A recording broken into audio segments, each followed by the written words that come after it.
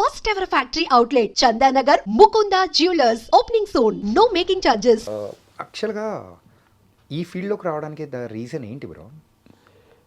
బేసిక్గా చిన్నప్పటి నుంచి మూవీస్ ఎక్కువ ఇంట్రెస్ట్ ఉండే, ఎక్కువ చూసేవాడిని. దెన్ ఇంటర్మీడియట్ తర్వాత హైదరాబాద్ షిఫ్ట్ అయ్యా. ఇంటర్ వరకు నేను 10th వరకు మాది నిర్మల్, బేసిక్గా నిర్మల్ డిస్టిక్ అయింది. ఇప్పుడు it was a town before.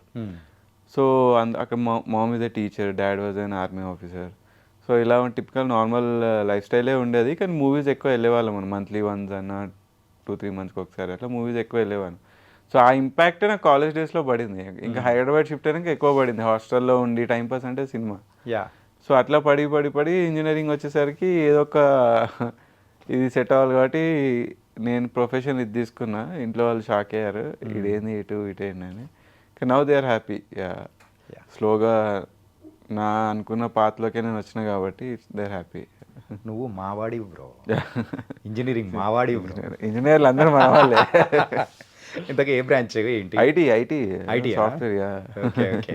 So నువ్వేమో అసలు సిస్టమ్ పట్టుకొని అమెరికన్ ఫ్లైట్ ఎక్కుతా అనుకుంటే నువ్వేంది అసలు ఎక్కిన వాళ్ళు కూడా చాలా మంది యాక్టర్లు, డైరెక్టర్లు అయ్యారు కదా. కానీ అంటే మీ డాడ్ రియాక్షన్ ఇలా ఉండింటదేమో. లేదు, మా డాడీకి అసలు ఏం రియాక్షనే లేకుండా, ఎందుకంటే ఫస్ట్ షాక్ అయ్యాడు ఏంటిది అని. వద్దన్నారు. దాని తర్వాత దేవర్ హ్యాపీ. ఓకే ఏదో చేసుకుంటున్నాడు, హ్యాపీగానే ఉన్నాడు.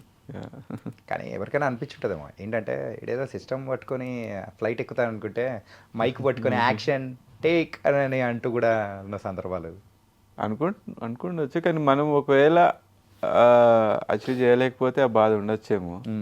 బట్ నన్ను వాళ్ళ ఎవ్రీవేర్ దే సీయింగ్ మీ కాబట్టి వాళ్ళు హ్యాపీ. ఓకే వీడు ఏదో చేసుకుంటున్నాడు, హ్యాపీగానే ఉన్నాడు. యా. అండ్ మీ లైఫ్లో అనుకోని అతిథిగా వచ్చింది బిగ్ బాస్, అంతేనా? మీరు ఎక్స్పెక్ట్ చేసింది కూడా కాదనుకో.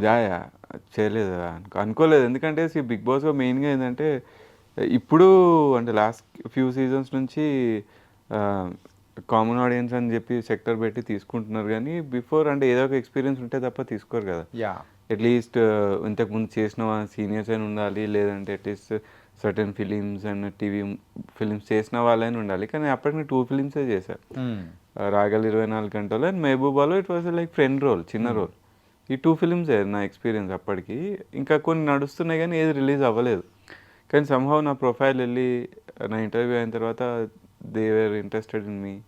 దాని తర్వాత వచ్చింది నాకు అదే టైంలో ఐ స్టార్టెడ్ దిస్ అజయ్ గాడు.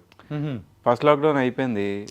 నాకే ఒక భయం, మళ్ళీ మూవీస్ ఎప్పుడు స్టార్ట్ అవుతాయో, థియేటర్స్ ఎప్పుడు స్టార్ట్ అవుతాయో ఆ భయంలో. నాకు రైటింగ్ కూడా ఇంట్రెస్ట్ అనమాట.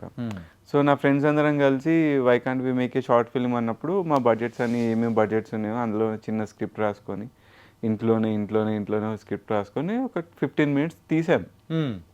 దాని తర్వాత ఆహా అప్పుడు కొత్తగా వచ్చింది అండ్ సర్టెన్ ఓటీటీస్ వచ్చాయి. అందరికి పంపిస్తుండే, సార్ మేము ఇది తీస్తున్నాము, ఇది మా రఫ్ ఫుటేజ్ చూడండి అని చెప్తే కొన్ని ఓటీటీస్ మీరు ఫుల్ ఫ్లెడ్జ్గా తీయండి, కాంటెంట్ బాగానే ఉంది, will look in to it అని చెప్పారనమాట. కానీ డబ్బులు కావాలి, డబ్బులు లేవు. అప్పుడు నాకు ఈ ఆఫర్ వచ్చింది, బిగ్ బాస్ ఇట్లా వస్తుంది అని అంటే డబ్బులు ఇస్తారా అంటే ఇస్తారు అన్నప్పుడు. సో నాకు ఒక అమౌంట్ చెప్పారు. I was very happy with that amount. నేనేమనుకున్నా నాకు 2.5 lakhs ఇస్తా అన్నారు. నేనేమనుకున్నా I was like fully open minded. నేను అనుకున్నా నాకు అప్పుడు 500 మంది కూడా లేరు ఫాలోవర్స్ ఇన్స్టాలో. I was very inactive. నేను అప్పుడు ఇన్యాక్టివ్, ఇప్పుడు కూడా ఎక్కువ యాక్టివ్ ఉండను. ఏదైనా మూవీ వస్తే నా మూవీ నా కరెంట్ లుక్ ఎలా ఉందో కొన్ని ఫొటోస్ అప్పుడప్పుడు పెట్టి వదిలేసాను నాకు. సో బేసిక్గా ఎవడో ఓట్ అయితే ఎవరు వేయరు. ఆ పిఆర్ గేమ్ ఏందో మీకు తెలిసినంత నాకు తెలియదు. పిఆర్ గేమ్ ఏంటో తెలిసిందే, నాకు అంత పిఆర్ కూడా లేదు. సో బేసిక్గా నేను ఇక్కడ యాక్టివ్ కూడా లేను. సో బేసిక్గా మనని ఎవరు ఉంచరు, 2-3 weeks కంటే ఎక్కువ ఉంచరులే. అండ్ మాది the OTT was like seniors and juniors అని ఉండే. Like OTT was first time to తెలుగులో ఫస్ట్ టైం అది. సో పాత వాళ్ళని ఉంచారు, కొత్త న్యూ కమర్స్ని తీసుకున్నారు. లైక్ నాన్ స్టాప్ అని కూడా పెట్టారు కదా. నాన్ స్టాప్ 24/7 అని పెట్టారు. సో మీరు అబ్జర్వ్ చేస్తే పాత వాళ్ళకి ఒక ప్లస్ పాయింట్ ఏముంటుంది అంటే పాత వాళ్ళకి ఆల్రెడీ ఫాలోవర్స్ ఉంటారు. వాళ్ళకి గేమ్ ఆడిన వాళ్ళకి గేమ్ మళ్ళీ ఎలా ఆడాలో తెలుసు. అండ్ ఇంకొక ఫ్యాక్ట్ ఏంటంటే నేను ఎప్పుడు బిగ్ బాస్ చూడలేదు, ఫాలో అవ్వలేదు. అట్లీస్ట్ నేను సెలెక్ట్ అయినాక కూడా చూడలేదు. ఆ ఇంపాక్టే ఎందుకులే, మనం ఎలాగో 2-3 వారాల నుంచి పంపించేస్తారు, దానికి ఎందుకు మనం అంత స్ట్రెయిన్ చేయాలి అని చెప్పి నేనేమనుకున్నా అంటే 2.5 lakhs ఇస్తా అన్నారు కదా, కొంచెం దేవుడి దయ ఉండి ఒక 6 months ఉంటే 10 lakhs వస్తాయి, నా సినిమాకి హెల్ప్ అవుతుంది అనుకున్నా. And I was so lucky, I was there for 10 weeks. So 20 వచ్చాయి, హ్యాపీగా వచ్చిన. దాని నుండి నాకు ఏమీ మైనస్ అవ్వలేదు. సో నాకు ఏ పిఆర్ లేదు, నాకు ఫాలోవర్స్ వైజ్ చూసినా వర్క్ వైజ్ చూసినా ఒక తెలియని వాళ్ళకి ఎక్స్పోజర్ వచ్చింది. ఒక నోన్ ఫేజ్ అంతకుముందు కొన్ని క్యారెక్టర్స్కి నేను అంత నోన్ ఫేజ్ కాదని చెప్పి రిజెక్ట్ చేసేవాళ్ళు. అన్ని ఆడిషన్స్ అయిపోయినా లాస్ట్ స్టేజ్ వరకు వచ్చిన నేను కూడా ఒకేలే మనకి క్యారెక్టర్ రాసి పెట్టింది లేదని లైట్ తీసుకునేవాడిని. అది వెళ్ళిపోయింది. ఇప్పుడు పలానా బిగ్ బాస్ అని చెప్పి తీసుకుంటున్నారు ఏ క్యారెక్టర్స్ కూడా.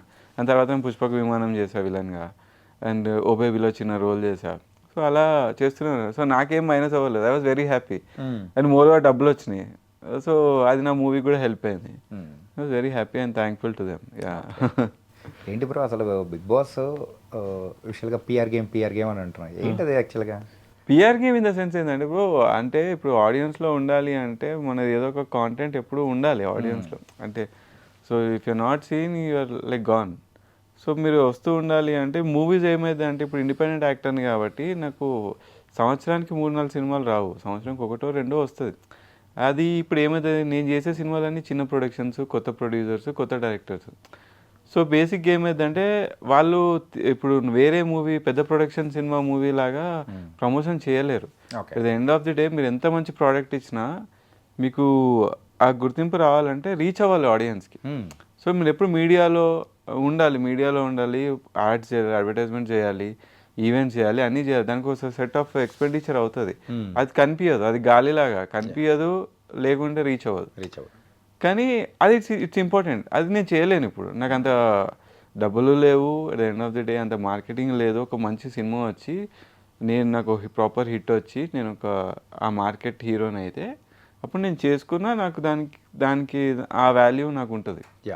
అంటే business at end of the day business. అది నాకు ప్యాషన్ అవ్వచ్చు, నా ప్రొఫెషన్ అవ్వచ్చు, కానీ ఎండ్ ఆఫ్ ది డే నా ప్రొడ్యూసర్స్కి అందరికి కూడా బిజినెస్ అది. అది ఆ వేలో అన్న మన మీద ఉండాలి లైమ్ లైట్లో అని కాదు.